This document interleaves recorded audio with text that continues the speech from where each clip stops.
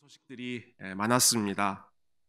비록 처음부터처럼 그렇게 과격하진 않지만 여전히 인종차별에 항의하는 그러한 시위들이 계속 곳곳에서 진행되고 있고, 어제 뉴스 보니까 좀 안타깝게도 아틀란타 지역에 또 총기 사고가 하나 있어서 아틀란타 시내 폴리스 칩이 사임했다라고 하는 그런 뉴스가 들렸습니다. 곳곳에서 경제 활동을 재개하는 가운데 사람들의 긴장감이 많이 풀어졌던지 여러 주에서 코로나 환자들이 좀 증가하고 있는 추세다, 이런 뉴스들도 경고하는 의미로 들렸고요. 또 한국에서는 남북 관계가 많이 악화돼서 예전보다 훨씬 더 긴장감이 커지고 있는 그러한 상황입니다. 우리의 눈을 이렇게 멀리가 아니라 우리 주변으로, 우리 일상으로 되돌려보면 역시 마찬가지로 불안합니다. 소위 뉴 노멀이라고 불리는 새로운 환경이라고, 새로운 일상이라고 불리는 그런 상황에 모두 다 저마다 적응하느라 스트레스를 많이 받고 있습니다. 고등학교, 대학교, 대학원 졸업하신 분들이 많이 있을 텐데요. 졸업한 학생들이 올해 정상적인 졸업식을 하지 못하고 다 온라인으로든지 다양한 방식으로 졸업을 하게 됐습니다. 대학 어드미션을 받은 분들, 또 학생들이 이 대학 합격의 기쁨도 잠시 이번 가을 학기에 대학을 갈 수 있을지 아니면 집에서 컴퓨터로 수업을 해야 될지 또 혼란스러운 상황입니다. 지난주에 기도 제목을 함께 나누면서 제가 새롭게 알게 된 사실인데요. 참 놀라운 사실이 있습니다. 올해 12학년에 올라가는 저희 교회 자녀들이 14명입니다. 여러분 별로 안 놀라우세요? 놀랍지 않으세요? 이 아이들이 태어난 해를 보니까 2002년인 것 같은데 월드컵의 기쁨도 있었지만 아이들이 태어난 기쁨도 굉장히 많았던 것 같습니다. 여러분 12학년으로 올라가는 학생들이 14명이나 저희 교회에 있는데, 근데 이 시기가 제일 중요한 시기지 않습니까? 1년 동안 앞으로 이제 입시를 잘 준비해야 되는 시기인데 앞으로 어떻게 될지를 아무도 예측하지를 못해서 학생들도 불안해하고 또 부모님들도 불안해하는, 여러모로 모두가 혼란스러운 그런 시기죠. 이렇게 불안감을 느낀다라고 하는 것은 우리만의 일이 아니라 빌립보서가 기록될 때 이 편지를 쓰는 바울의 상황, 또 이 편지를 받는 빌립보 교회들의 상황, 똑같은 불안감을 느꼈습니다. 여러분, 이 편지를 받는 빌립보 교회의 상황을 생각해 보면 그들은 초대교회의 기둥과 같았던 인물이고 자기들에게는 영적인 아버지와 같은 자리를 차지했던 사도 바울을 감옥에 빼앗긴 그런 상황이었습니다. 전쟁에서 자신들을 이끌어줘야 할 대장을 잃어버린 막막한 그런 상황이죠. 감옥에 갇혀있는 사도 바울로서도 이 빌립보 교회의 성도들을 생각할 때마다 마음이 답답했을 것입니다. 마치 부모를 잃은 고아처럼 참 위험에 둘러싸여 있는 그 상황 속에서 믿음을 지켜나가야 하는 이 빌립보 교회 성도들을 생각할 때 마음이 무겁고 걱정이 더해졌을 것입니다. 특히 바울은 이 빌립보라고 하는 도시가 어떤 도시인지를 잘 알았기 때문에 그 교회를 생각하면 마음의 불안감을 또 걱정을 떨칠 수가 없었습니다. 여러분, 빌립보가 어떤 도시였는지 제가 잠깐 설명해 드리고 싶은데요. 한마디로 설명하자면 빌립보는 굉장히 터프한 도시였습니다. 터프한 도시였다, 그렇게 부르는 이유는 이 지역이 군인들이 집중적으로 정착한 지역이었기 때문에 그렇습니다. 여러분 잘 아시는 것처럼 로마라고 하는 나라는 강력한 군대를 바탕으로 세계를 정복했던 나라입니다. 곳곳에서 강력한 군대를 바탕으로 승리했던 나라였는데 여러 지역에서 전쟁을 치르고 은퇴한 퇴역 군인들이 정착하고 한 마을, 한 도시를 이룬 곳이 바로 이 빌립보 지역이었습니다. 그러니까 어떤 지역이었을지 여러분 대충 좀 분위기를 살피실 수가 있죠. 가끔 노회에 가서 우리 선배 목사님들을 만나게 되면 목사님들이 저마다 본인들의 목회지가 얼마나 힘든 목회지인지를 이렇게 토로하시는 그런 이야기를 듣게 됩니다. 보통 군대 갔다 오신 분들은 자기가 복무했던 군대가 제일 힘들었고, 아이 낳으신 분들은 자기가 낳을 때가 제일 아이를 힘들게 낳았고, 목사님들은 만나시면 목회지가 제일 힘들다라는 이야기를 나누시는데요. 걱정하지 마십시오, 여러분. 저는 그냥 아무 말 하지 않고 있습니다. 그냥 조용히 있습니다. 우리 교회는 너무 참 좋은 분위기여서 참 감사하게도 그냥 입 닫고 조용히 있습니다. 청년들을 중심으로 목회하는, 유학생들을 섬기는 목회 하시는 분들은, 그래서 청년들은 항상 이동하지 않습니까? 조금 양육하면 또 이동하고 또 이동하니까 그게 참 힘들다. 또 어떤 지역은 한인들이 오지 않고 이렇게 고립되어 있는 지역이어서 참 힘들다 하는 말씀하시고요. 근데 제가 들으면서 제일 정말 힘들겠다라고 생각하는 곳이 군인 가족들을 주로 목회하는 그러한 목사님들이셨습니다.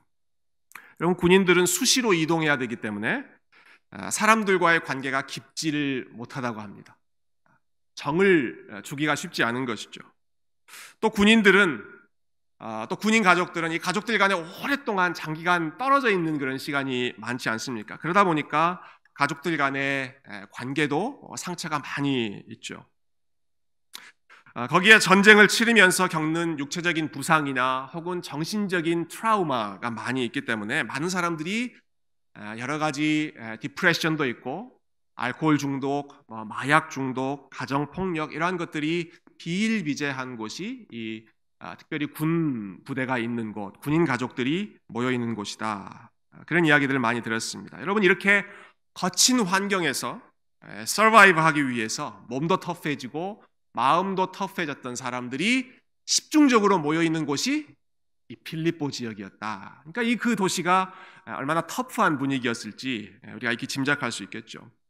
뿐만 아니라 빌립보는 여러분 영적으로 굉장히 혼탁한 도시였습니다. 사도행전 16장에 보면 바울이 빌립보에서 처음 도착했을 때 일어났던 일이 나오죠. 바울이 기도하러 가는데 귀신 들린 소녀 한 사람이 계속 몇 날 며칠을 따라다니면서 바울을 괴롭게 했습니다. 너무 괴로워하던 바울이 마침내는 예수 그리스도 이름으로 그 귀신을 쫓아냈죠. 그런데 오히려 그 귀신을 쫓아낸 일 때문에 바울이 감옥에 갇히게 됩니다. 아니, 귀신 들린 사람을 고쳐줬으면 칭찬받아야지 왜 감옥에 갇히게 됐는가? 왜냐하면 이 귀신 들린 소녀가 점을 치면서 여러 사람들에게 경제적인 이익을 안겨다 주었던 그 당시 아주 그 지역에서 용한 무당 역할을 했던 소녀였기 때문에 귀신의 힘으로 점을 쳤는데 귀신이 떠나갔으니 이제 더 이상 그 일을 하지 못하지 않겠습니까? 그래서 경제적인 수익이 끊어졌다라고 하는 사실 때문에 바울을 고소하고 고발하고 감옥에 가두고 여러 가지 누명을 씌워서 재판을 받게 하고 매를 때리는 그러한 일들을 벌였던 곳이 이 빌립보 지역이었습니다. 다 한 사람이 귀신의 힘으로부터 자유롭게 되었으면 함께 기뻐하고 축복해줘야 될 일이지만 그 사람이 건강하게 고침받는 것보다는 그 사람의 불행을 통해서 경제적인 이익을 얻었던 것이 더 중요했기 때문에 사람이 회복된 것보다 경제적인 수익이 떨어졌다는 것으로 인해서 더 분개하던 사람들이 이 빌립보 지역의 사람들이었다. 그러니까 어떻습니까? 이 군인들이 집중적으로 정착해 있었던 물리적인 환경도 거칠었던 곳이고 영적인 분위기도 아주 악하고 음란한 곳이 이 빌립보 지역이었기 때문에 바울은 그곳에서 믿음의 싸움을 싸워야 했을 자신의 영적인 자녀들 빌립보 성도들을 생각하면 생각할수록 마음의 걱정과 불안함이 커졌겠죠. 그래서 바울은 감옥에 갇혀 있는 자신의 상황보다 이곳에서 신앙의 서바이벌을 싸움을 싸워야 하는 이 빌립보 교회 성도들을 더 걱정하고 격려하는데 이 빌립보서의 대부분을 보냅니다. 27절부터 이어지는 마지막까지 이어지는 내용 전체가 이 빌립보 성도들을 격려하고 또 가르치고 위로하는 내용입니다. 오늘 특별히 시작하는 부분에 보면 바울이 이렇게 시작합니다. 오직 너희는 복음에 합당하게 생활하라. 오직이라고 하는 단어, 영어로는 only라고 번역되어 있는 단어이고요. 어떤 영어 성경에 보니까 do this one thing, 이 한 가지만 해라 라고 번역을 해놨더라고요. 오직 뭐 한 가지만 해야 되느냐? 복음에 합당하게 생활하라. 다른 것 생각하지 말고 다른 것 두려워하지 말고 너희는 오직 복음에 합당하게 생활하라. 한 가지 재미있는 것은 여기 생활하라라고 하는 단어가 이 원어의 의미를 그대로 옮기자면 시민권자답게 행동하라, 이렇게 번역될 수 있다고 합니다. 시민권자답게 행동하라. 제가 조금 전에 이 빌립보라고 하는 지역이 군인들이 집중 정착했던 지역이라고 말씀드렸죠. 여러분, 예나 지금이나 시민권을 얻을 수 있는 최고의 방법, 제일 빠른 방법은 국가를 위해서 헌신하는 것입니다. 로마에서도 그랬고 미국에서도 여전히 마찬가지죠. 빌립보 지역의 사람들, 그 군인들이 가지고 있었던 최고의 프라이드 중에 하나가 우리는 We are Roman citizen. 우리는 로마의 시민권자이다. 빌립보가 가지고 있었던 중요한 프라이드였습니다.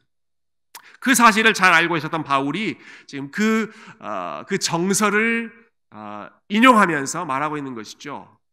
너희 지역에서 제일 자랑하고 있는 것 시민권이지, 시민권자답게 행동해라. 너희가 그리스도의 복음에 합당한 시민권자답게 생활해라. 물론 바울이 말하고 있는 시민권은 로마의 시민권이 아니었습니다. 바울은 천국의 시민권을 자랑했던 사람이죠. 우리 빌립보서 3장에 나오겠지만 우리의 시민권은 천국에 있다. 우리가 천국의 시민권자인 것을 기억하고 자랑하자. 우리의 정체성이 그것인 것을 기억하자. 그리스도의 복음에 합당하게 생활해라. 시민권자답게 생활해라. 천국의 시민권자답게 살아가십시오. 라는 부탁입니다. 어떻게 하는 것이 그러면 복음에 합당하게 사는 것인가? 어떻게 하면 천국의 시민권자답게 살아가는가? 할 말이 얼마나 많이 있겠습니까? 오늘 본문에서부터 시작해서 빌립보서 마지막까지가 전체가 다 이에 관한 내용인데, 오늘 본문에서는 저는 두 가지 내용만 간단하게 여러분과 함께 나눠보려고 합니다. 첫 번째는 천국의 시민권자답게 살아가는 삶. 첫 번째는 공동체가 복음 안에서 하나 되는 것입니다. 그리스도의 복음에 합당하게 생활하라, 이렇게 바울은 명령한 다음에 곧바로 이어서 하는 내용, 다른 것 없었습니다. 27절 뒷부분을 제가 다시 읽어보겠습니다. 이는 내가 너희에게 가보나 떠나 있으나 너희가 한 마음으로 서서 한 뜻으로 복음의 신앙을 위하여 협력하는 것.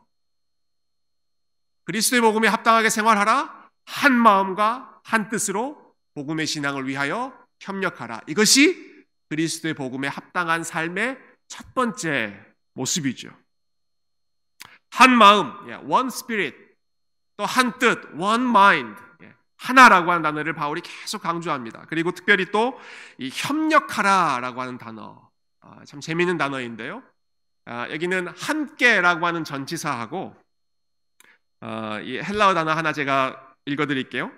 함께 에틀레오 하라라고 하는 뜻입니다. 에틀레오 하라. 우리 잘 모르는 단어이지만 이 단어에서 영어의 애틀레틱, 운동선수, 운동경기라고 하는 단어가 나왔거든요. 애틀레오, 함께 운동해라, 함께 경기해라 라고 하는 뜻입니다. 한 마음 한 뜻으로 함께 운동해라. 근데 이거는 같이 재미있는 공으로 운동하는 골프를 해라, 농구를 해라 이 정도가 아니라 고대 로마에서 운동하고 경기하는 것은 격투기였습니다. 함께 씨름하고 몸을 부딪히고 레슬링하는 것. 그것을 혼자서가 아니라 함께 하라는 것이죠. 다시 말해서 바울은 우리의 신앙생활은 개인전이 아닙니다. 단체전입니다. 팀 스포츠입니다. 라고 하는 것을 무엇보다 먼저 말하고 있습니다. 왜냐하면 그렇게 함께 서 있을 때만이, 함께 운동하고 함께 씨름할 때만이 사방에서 다가오는 세상의 어려운 공격들을 버텨낼 수 있기 때문입니다. 그래서 곧이어 28절에서 말하죠. 무슨 일에든지 대적하는 자들 때문에 두려워하지 아니하는 이 일을 내가 여러분을 통해서 듣고 싶습니다. 여러분, 한 마음과 한 뜻으로 복음을 위해 협력하십시오. 그러면 사방으로부터 들여오는 대적으로부터, 그러한 자들 때문에 두려워하지 아니하는 그러한 일이 여러분의 하나됨 가운데 나타날 것입니다. 빌립보라는 지역이 얼마나 이 믿음을 지키기에 어려운 지역인지 이미 말씀드리지 않았습니까? 대적하는 자들로 둘러싸여 있기 때문에 그들을 두려워하지 않기 위해서 필요한 것, 무엇보다 필요한 것은 한 마음, 한 뜻으로 함께 씨름할 수 있는 믿음의 동역자들이었다. 공동체가 그만큼 중요했다라는 것이죠. 바울은 심지어 이렇게까지 표현합니다. 28절 뒷부분에 보면 이것이, 다시 말해서 여러분들이 한 마음과 한 뜻이 되어서 대적들을 두려워하지 않는 바로 이것이 저들에게는 멸망의 증거요 여러분에게는 구원의 증거니 이것은 하나님께로부터 나는 열매입니다. 참 놀라운 논리이죠. 우리가 구원받았다라고 하는 사실을 보여주는 증거 중에 하나가 여러분이 한 마음 한 뜻으로 서 있다는 것입니다. 개인적으로 얼마나 잘 살고 있는가 그것을 통해서도 우리가 구원받았다는 것을 알 수 있지만 바울이 알려주는 구원의 증거 중에 중요한 표지가 공동체였습니다. 여러분이 한 마음으로 되어 있다는 것, 한 뜻이라고 되어 있는 것, 복음을 위해서 서로 으쌰으쌰 서로를 격려하는 것이 저와 여러분이 구원받았다는 증거입니다. 여러분, 예수님께서도 십자가에 달리기 전에 마지막으로 교회를 위해서 기도하실 때 하셨던 기도가 다른 것이 없었습니다. 아버지와 내가 하나인 것처럼 저들도 우리 안에서 하나가 되게 하여 주십시오. 그러면 세상이 아버지께서 나를 이 땅에 보내신 것을 믿게 될 것입니다. 이렇게 말씀하셨습니다. 아버지께서 나를 보내신 것을 세상으로 믿게 하옵소서. 그것이 어떻게 일어나는가? 저들이 아버지 안에서, 내 안에서 하나 되었을 때, 사랑으로 하나 되었을 때, 그때 비로소 세상이 하나님을 볼 것이고 복음을 알게 될 것이고 공동체를 통해서 하나님께 영광 돌리게 될 것입니다. 예수님께서 마지막으로 하셨던 기도 역시 공동체의 하나됨이었다. 우리가 코로나 시대를 살면서 제일 아쉬운 게 이것이죠. 우리 집사님도 오늘 대표기도 하시면서 또 나누었지만 우리가 이전처럼 자유롭게 함께 모이는 것 어려워졌고 함께 친교실에서 먹고 또 가까이에서 함께 손을 붙잡고 기도해주고 또 만나서 반가워서 함께 부둥켜 안고 격려해주고 하는 그런 일들이 참 중단된 것이 참 많이 아쉽습니다. 하지만 그럼에도 불구하고 하나님께서 여러 가지 방법으로 우리를 격려하시고 또 우리가 복음 안에서 하나 되어 있다라고 하는 사실을 알려주십니다. 제가 지난주에 교회에서 보물을 하나 발견했습니다. 갑자기 눈이 번쩍 뜨이시죠. 마스크 때문에 굉장히 피곤했는데 갑자기 눈이 번쩍 뜨이시죠. 보물을 하나 발견했습니다. 무슨 보물인가? 다른 게 아니라 2017년에 제가 오기 전이었는데 그때 종교개혁 500주년 기념으로 우리 교회 성도님들께서 성경 전체를 나눠서 이어서 쓰셨던 두께가 한 이 정도 되더라고요. 페이지 수가 총 2672장의 종이에 한 분 한 분 정성껏 말씀을 기록해 놓으신 그 자료를 지난주 중에 저희가 전부 스캔했습니다. 스캔해서 PDF 하나로 만들어서 제 컴퓨터 바탕화면에 저장해 놓고 NCA 필사 성경이라고 파일 이름을 정해 놓고 요즘에 저는 그 성경을 읽고 있습니다. 그 성경을 읽는데 참 좋은 것 중에 하나가 각 장마다 그 성경을 쓰신 분들의 이름이 제일 위에 있습니다. 그래서 제가 이번 주 중에 말씀 준비하면서 사도행전 16장도 읽고 빌립보서도 읽고 그랬는데 사도행전 16장은 박광호 집사님 쓰셨더라고요. 박광호 이름 있고 또 빌립보서는 이제 한국에 이제 군대 복무 때문에 갔다고 하는데 청년 중에 석여명이라는 청년인가요? 그 청년이 또 쓰신 이름이 있어서 성경을 읽을 때마다 이분 이렇게 쓰셨구나 이름을 기억하며 또 그분들 위해서 기도할 수 있는 좋은 보물이지 않습니까? 혹시 원하시면 저에게 말씀하시면 제가 무료로 우리 NCA 필사 성경을 여러분들 파일로 드리겠습니다. 물론 한 번의 이벤트의 결과이긴 하지만 그렇지 우리가 하나님 말씀을 함께 읽고 함께 쓰고 함께 배우고 서로 이어서 창세기부터 요한계시록까지 함께 하나님 앞에 이것을 올려드리는 말씀의 공동체이지. 그렇지 우리가 말씀을 위해서 살아가고 있고 말씀을 위해서 모여있는 공동체이지. 이 사실을 저에게 알려주는 또 보여주는 중요한 상징이었습니다. 직접 만나지 못하고 있는 상황이지만 성도님들 여러분들을 통해서 계속해서 서로를 격려하고 있다는 소식, 서로를 돌봐주고 있다는 소식들을 들을 때마다 참 감사한 마음이 넘쳤습니다. 아이를 출산한 가정을 도와주기도 하고 이사하는 가정을 도와주기도 하고 또 서로 필요한 것이 없는지 또 교회에 필요한 것이 없는지 물어보시면서 도네이션 해주시고 또 남들이 알지 못하는 여러 가지 은밀한 기도 제목들을 알려주시면서 기도 부탁을 해주시고 그러한 소식들을 들을 때마다 우리가 비록 떨어져 있지만 separate 되어 있는 것이 아니라, 분리되어 있는 것이 아니라 여전히 우리는 한 성령 안에서 그리스도의 복음을 위해서 함께 걸어가고 있는 그리스도의 공동체이다. 이 사실을 여러 가지 방법으로 하나님께서 우리에게 알려주고 계십니다. 서로 돌아보고 사랑으로 격려하는 일이 정말 어려운 시대를 살고 있음에 분명합니다. 그렇지만 여러분, 이 일이 쉬웠던 시대는 한 번도 없었습니다. 여러분, 공동체를 세워가고 공동체가 하나 되고 서로가 서로를 돌아보고 서로를 격려하는 일이 쉬웠던 시대는 한 번도 없었습니다. 여러분, 왜 예수님께서 마지막으로 기도하실 때 기도할 일이 그렇게 많으셨을 텐데 다른 거 기도하지 않고 저들이 하나 되게 해주십시오 라고 기도했겠습니까? 그것이 그만큼 어렵고 그것이 그만큼 중요하기 때문입니다. 여러분, 왜 바울이 여러분 복음에 합당하게 생활하십시오 라고 이야기하면서 하고 싶은 말이 그렇게 많을 텐데도 한 마음 한 뜻 복음을 위해서 협력하십시오 라고 이야기했겠습니까? 이것이 그만큼 어렵고 그만큼 중요한 일이기 때문에 그런 것이죠. 바쁠 때는 내 일이 바빠서 서로를 돌아보기가 힘들고, 이렇게 만나지 못할 때는 또 떨어져 있기 때문에, 함께 만나지 못하다는 이유 때문에 함께 하기가 참 어려운, 다른 사람을 돌아보고 그 사람과 마음을 나누면서 우리가 하나의 공동체를 세워가는 일은 늘 나 중심으로 내 일을 먼저 생각하는 죄인의 본성으로서는 필연적으로 자기를 부인하며 이루어가야 하는 일이기 때문에 마음을 하나로 묶는 일, 공동체를 세워가는 일은 언제나 어려운 숙제였고 챌린지였습니다.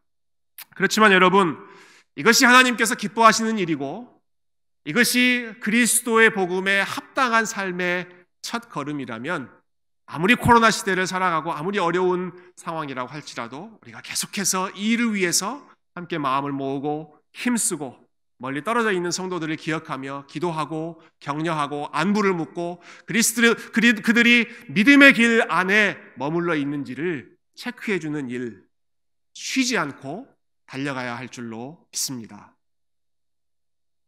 자, 복음에 합당한 삶의 두 번째 모습, 우리가 29절을 통해서 한 가지 더 생각할 수 있는데요. 그것은 29절 말씀 한번 같이 읽어볼까요? 29절 같이 한번 읽겠습니다. 시작.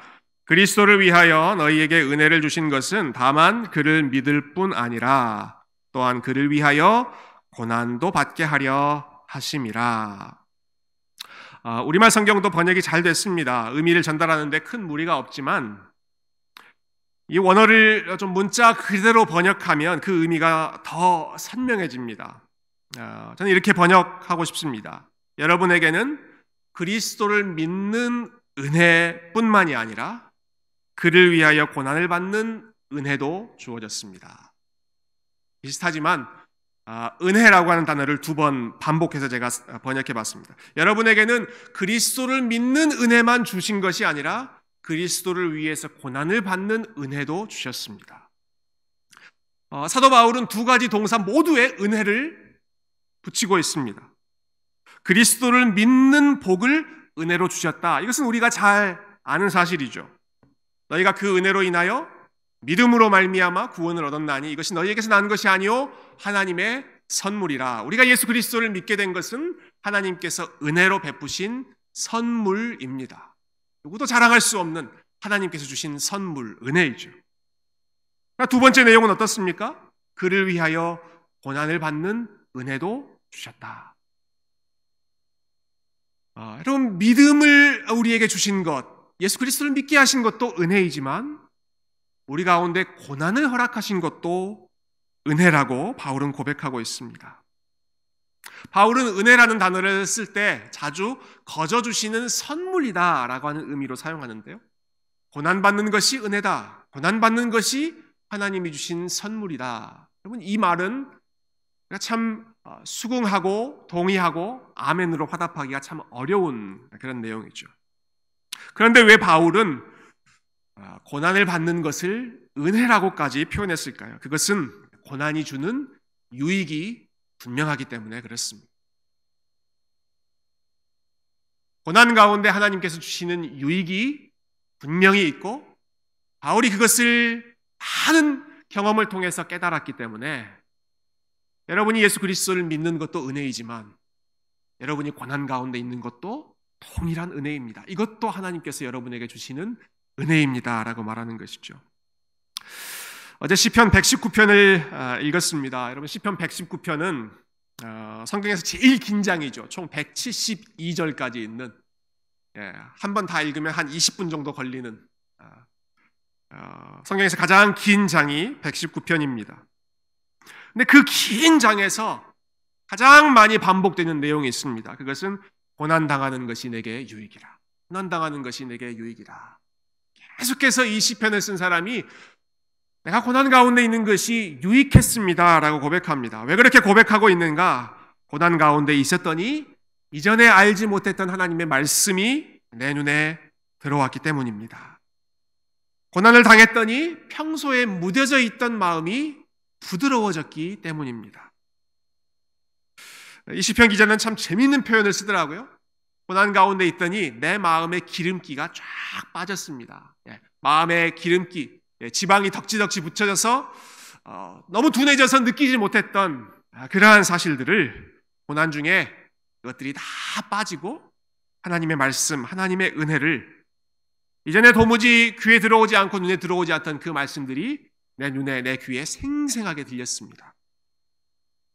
그 전에 멀리 계시던 것처럼 느껴지던 하나님께서 내가 고난의 그 광야를 걷다 보니까 하나님이 정말로 가까이에 계시고 내가 하나님 없이는 이 길을 통과할 수 없다는 사실을 너무나 절실히 느끼게 되는 상황이었기 때문에 하나님께 나를 가까이 이끌었다는 사실 인하여서 고난이 나에게 유익이었습니다.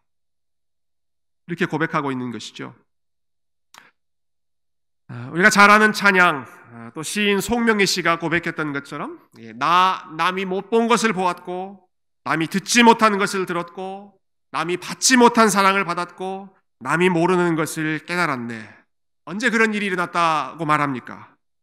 고난 가운데 있을 때, 평소에 당연한 것처럼 생각했던 것들이 잃어버려졌을 때, 우리의 건강이 당연하지 않고 우리의 물질이 당연한 것이 아니었고 우리가 누렸던 일상이, 커리어가 혹은 사람들이 당연한 것이 아니라 그것이 하나님께서 베푸신 선물이었고 귀한 은혜였다라고 하는 사실을 고난 가운데 깊이 느끼면 느낄수록 평소에 보지 못했던 하나님이 보이게 되고 평소에 듣지 못했던 하나님의 말씀이 들리는 은혜가 고난의 터널을 거쳐가는 성도 가운데 있기 때문에 고난이 나를 하나님께로 가까이 이끄는 유익이 되었습니다 말하는 것이죠. 뿐만 아니라 고난은 우리를 하나님께로 이끌 뿐만 아니라 서로에게도 또 가까이 이끌어주는 유익함이 있습니다. 오늘 본문 마지막 30절에서 바울이 이 사실을 말하고 있는데요. 너희에게도 그와 같은 싸움이 있으니 너희가 내 안에서 본 바요 이제도 내 안에서 듣는 바니라. 너희에게도 그와 같은 싸움이 있구나. 여러분들도 지금 나와 동일한 그러한 싸움을 싸우고 있군요. 바울이 이것을 맞장구 치면서 이야기하고 있는 것이죠. 내가 빌립보에서 겪었던 경험, 또 내가 지금 로마에서 겪고 있는 이러한 어려움, 고난, 이런 것들을 너희도 싸우고 여러분들도 겪고 계십니다. 이제 내 마음 알겠죠? 나도 여러분 마음 알겠습니다 하면서 같은 고난 가운데 있을 때 성도와 성도가 하나 되고 연합되는 그리스도의 복음을 더 깊이, 우리가 남이 아니라 하나라고 하는 사실을 더 깊이 깨닫게 되는 유익함이 고난 가운데 이러한 긴밀한 동지의식, 형제간의 의식을 견고하게 해주었던 것이죠. 지난 주일에 이렇게 예배를 드리는데 우리 집사님 한 분이 평소와 굉장히 다른 모습으로 나타나셨습니다. 우리 남자 집사님 한 분이신데 머리를 빡빡 깎고 교회로 들어오셨습니다. 집사님 저쪽에서 오시고 저는 이쪽에서 들어가는데 보니까 머리를 빡빡 깎고 오시더라고요. 여러분, 그러면 목사는 긴장합니다. 지금 무슨 일이실까? 혹시 요즘에 이 인종차별 시위 많이 하는데 그것 때문에 좀 불만이 있어서 프로테스트 하시는 것인가 싶기도 하다가 그 다음에 제 머릿속에 문득 든 생각은 혹시 머리를 집에서 자르려고 하시다가 이게 잘못 자르셨나라는 생각이 들었습니다. 여러분, 사람이 자기가 아는 만큼 보이고 자기가 경험한 만큼 생각하잖아요. 요즘에 이제 밖에 돌아다니는 것이 힘들다 보니까 저희 아이들 머리를 저희가 깎고 있습니다. 저희 딸아이는 제 아내가 이제 단발로 머리를 깎아줬고, 그리고 막내 아이는 제가 바리깡으로, 바리깡이 일본어입니까? 어떻습니까? 어떤 사람은 일본어니까 쓰면 안 된다라고 하기도 하고, 어떤 사람은 그렇지 않다고 얘기하는데요. 그 머리 깎는 기계로 아이 머리를 잘랐는데, 처음에는 아주 그냥 예쁘게 옆에 살짝 트림만 하려고 하다가 어느 순간에 쑥 들어가더라고요. 그래서 에라 모르겠다. 날도 더울 텐데 이 날을 0.3mm 제일 가는 걸로 조절해가지고 그냥 시원하게 밀었습니다. 혹시 머리 자르시다가 저렇게 되신 거 아닌가 그런 생각을 했는데요. 사연을 들어보니까 우리 집사님께서 가까운 친구분 한 분이 캔서에 걸리셔서 그 친구들이 조금이라도 우리 마음을 함께 나누자, 조금이라도 우리 함께 아파하는 마음을 공유하자라고 하는 마음에서 그렇게 머리를 짧게 자르셨다, 이렇게 말씀하시더라고요. 제가 그렇게 따뜻한 마음도 모르고 괜히 오해했던 것이죠. 어려운 일을 당할 때, 특별히 사랑하는 사람, 우리가 좋아하는 사람, 한 길을 걸어가고 있는 사람이 고난 가운데 있을 때, 어려운 일을 당할 때, 그때 평소에 느끼지 못했던 마음과 마음이 가까워지는 일, 그들을 긍휼히 여기고 함께 아파하고 또 함께 격려하고 위로하는 사랑의 공동체가 더 견실하게 세워지는 것이죠. 고난을 통해서 그러한 유익이 있는 것입니다. 하나님과 가까워지고 또 친구들과 가족들과 믿음의 동역자들과 더 가까워지는 유익함이 있기 때문에 시편 기자도 그렇게 고백하고 사도 바울도 그렇게 고백하고 우리 앞에서 믿음의 길을 걸어갔던 많은 믿음의 선진들이 고난당하는 것이 힘들지만 그것이 우리에게 결국은 유익합니다. 이렇게 고백하는 것이죠. 사랑하는 성도 여러분, 그리스도의 복음에 합당하게 생활하라라고 하는 사도 바울의 권면을 저희가 오늘 들었습니다. 그리스도의 복음에 합당하게 살아간다는 것은 꼭 바울처럼 감옥에 갇히거나 순교를 하거나 오지의 선교사로 나아가는 그러한 것만을 의미하지 않습니다. 물론 하나님께서 우리를 그러한 삶으로 부르신다면 그것까지도 감당할 수 있는 은혜를 주실 줄로 믿습니다. 그렇지만 꼭 그러한 드라마틱한 삶만이 아니라 한 마음과 한 뜻으로 주님께서 여러분에게 주신 공동체를 잘 세워가십시오. 서로를 돌아보며 어려움 가운데 있는 사람들과 마음을 함께 나누십시오. 특별히 고난 가운데 있을 때 그것이 오히려 하나님께 가까이 하고 서로를 가까이 묶어주는 긴밀한 끈이 된다는 사실을 기억하고 고난 중에 주실 하나님의 유익을 기대하며 믿음으로 버텨내십시오. 이것이 여러분이 그리스도의 복음에 합당하게 살아가는 길입니다. 코로나라고 하는 광야의 길, 우리 모두가 함께 걷고 있습니다. 어느 누구도 경험해보지 못했던 새로운 상황이라 모두가 불안하고 마음이 위축되는 시간들입니다. 여러분, 그러나 이 광야의 시간이 또 불안한 이 상황 때문에 우리의 마음이 나 자신에게로 위축되고 나 자신에게로 집중되는 것이 아니라 그 상황 속에서 오히려 어려움 가운데 도움을 주시는 우리 하나님을 향하여 눈을 들고 이 시간을 통해서 오히려 하나님 앞에 더 가까이 나아가고 그리고 이 광야의 길을, 이 코로나 시대를 함께 살아가는 또 다른 우리의 믿음의 형제 자매들을 생각하면서 그들을 향해서 우리의 마음과 우리의 기도와 우리의 관계가 활짝 열려지는, 이제는 생각하지 못했던 유익과 복을 마음껏 누릴 수 있는 그러한 그리스도의 복음에 합당한 삶, 이번 한 주도 저와 여러분이 힘써 걸어갈 수 있기를 주님의 이름으로 축복드립니다. 함께 기도하겠습니다.